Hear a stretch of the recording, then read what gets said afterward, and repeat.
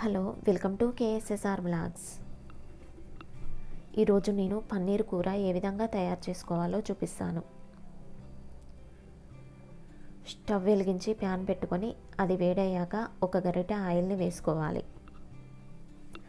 Oil వేడయ్యాక పావు table spoon ఆవాలు, పావు టేబుల్ స్పూన్ జీలకర్రని వేయాలి. 4 పచ్చిమిర్చీలను పెద్ద ముక్కలుగా కట్ చేసుకొని వేసుకోవాలి. పెద్ద ఉల్లిగడ్డని చిన్న ముక్కలుగా కట్ చేసుకొని వేసుకోవాలి. 2 కరివేపాకు రెబ్బలను వేయాలి. 1/2 టీ స్పూన్ అల్లం వెల్లుల్లి పేస్ట్ వేసుకొని కలుపుకోవాలి. 2 నిమిషాలు వేగాక పావు టేబుల్ స్పూన్ పసుపుని వేసుకొని కలుపుకోవాలి. 2 లవంగాలు, 2 చెక్క ముక్కలు, 2 బిర్యానీ ఆకులను వేసుకొని 2 నిమిషాలు వేగనివ్వాలి. 8 టమాటాలను చిన్న ముక్కలుగా కట్ చేసుకొని వేసుకోవాలి.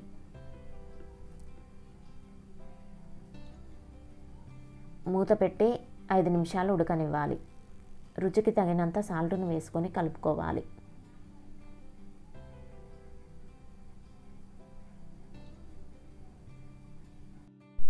ఉడకనివ్వాలి. 2 టేబుల్ స్పూన్ల కారంని వేసుకొని కలుపుకోవాలి.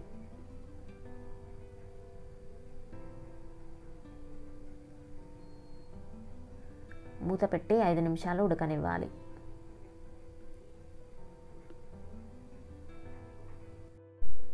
టీ గ్లాస్ వాటర్ని వేసుకొని కలుపుకోవాలి.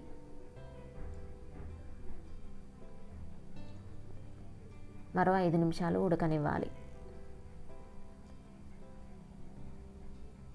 ఈ విధంగా ఉడుకుతుండగా 1 టేబుల్ స్పూన్ ధనియాల పొడిని వేసుకొని కలుపుకోవాలి. 150 గ్రాముల పన్నీర్ని చిన్న ముక్కలుగా కట్ చేసుకొని వేసుకోవాలి. నెమ్మదిగా కలపాలి. పన్నీర్ ముక్కలు విరగకుండా చాలా నెమ్మదిగా కలుపుకోవాలి.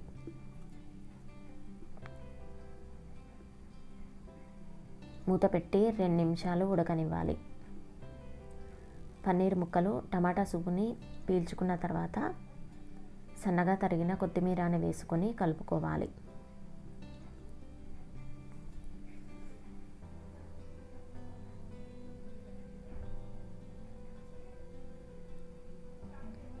మూత పెట్టి 1 నిమిషం ఉడకనివ్వాలి.